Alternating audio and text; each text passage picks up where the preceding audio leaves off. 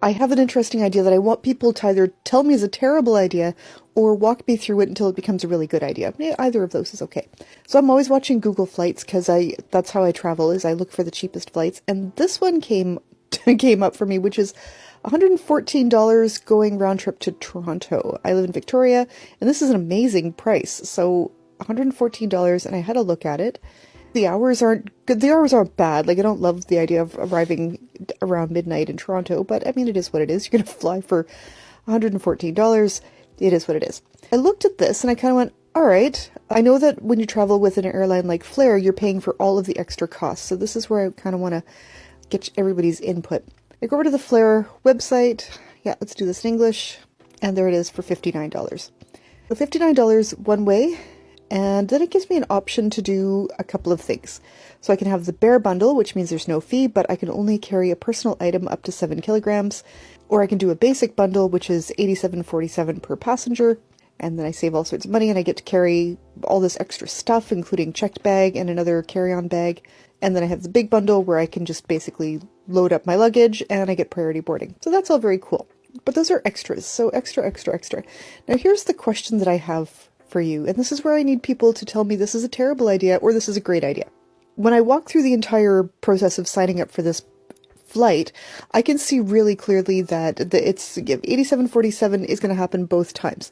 So this flight is going to go from being $146.47 round trip to being over, what is it? It's a little over $300 with luggage. Here's my question for you. When is the last time you spent that much money on clothes? Just for no apparent reason. Like, I know that you really love your scruffies or whatever it is that you wear, but hear me out. What if I flew to Toronto for $146.47? I hit the bare bundle, so all I'm carrying with me is my 7 kilogram personal item, and I don't bring any clothes.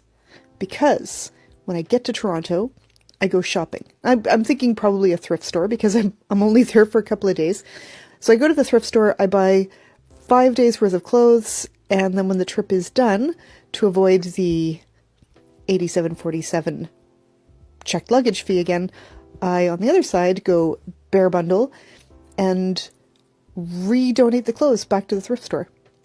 Is this a good idea or is this a terrible idea? Because it's gonna, like, it literally saves whatever $87.47 times 2 is. It saves a lot of money.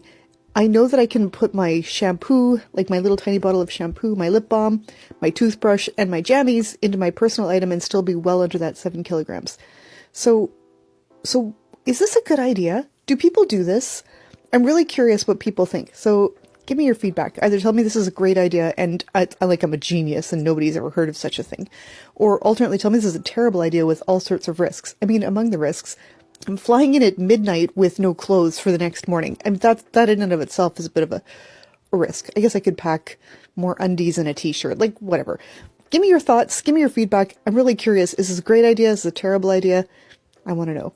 It looks like a really cheap way to travel, though. $146.47 round trip to Toronto from Victoria. It's unheard of.